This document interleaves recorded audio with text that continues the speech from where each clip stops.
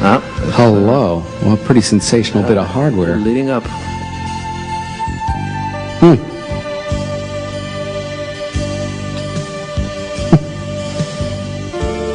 Probably a lot of excited people on the beach that night. That's not like a little star. Yeah, well, I don't know how many people saw it. Yeah. They do have those sky watchings, but I don't know whether that was taped in that Right. circumstances or not. Another more for Gulf Breeze. Daylight. Oh, I think this is going to be similar to the one before. We just yeah. saw, right, the Yeah, the one just perpendicular. hanging. Yeah. Although still So far, Oh, there it is. Yeah. Maybe it's even the same thing. Could be. Yeah. Come on, let's hold that angle and get a close-up.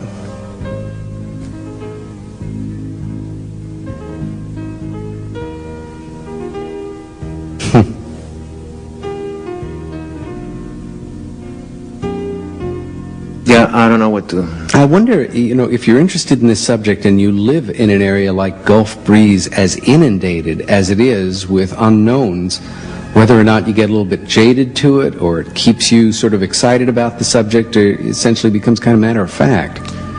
Well, the one thing about this flap areas is they don't last forever either. Although they sometimes what you find is that the same area will again have a flap like 20 years later, but there's a lull, and that lull can last 10 years or something, a long time. It's usually more than 4 years. Well, like Westchester. It's quiet now.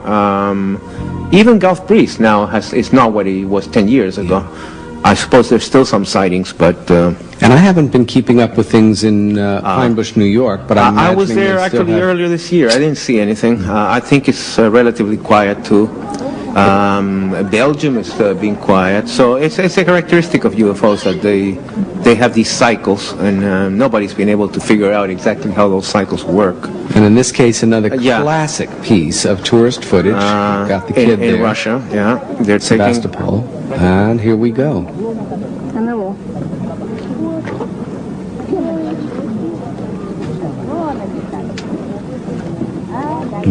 I think this is the camera effect again. I mean, again, there's a real object. I want to be clear on that. I'm not saying, but that thing is a camera effect. The second part, the close-up. When the because I remember when those first came out, people were very excited, thinking that was the same thing happened earlier with, remember what they used to call the Batmobile, that round thing with.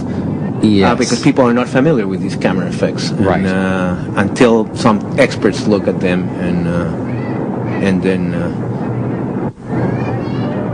are able to make that distinction. Right. And then once they get kind of cleaned up or clarified, then I guess eventually people are more careful and you don't see much of them. No, that's definitely this a is non-helicopter. The helicopters don't seem to even care much or look at it or something. They just also, we don't know the figure ground here, how close it is to them. Maybe it's huge and miles away. Right. So my take is probably more like small. Now we have a nighttime here from Mexico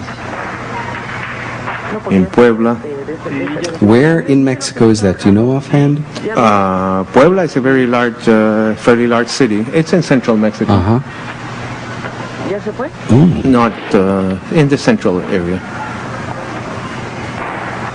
They had a lot of. They had some towns there in, near Puebla to Atlisco, where there were lots of sightings.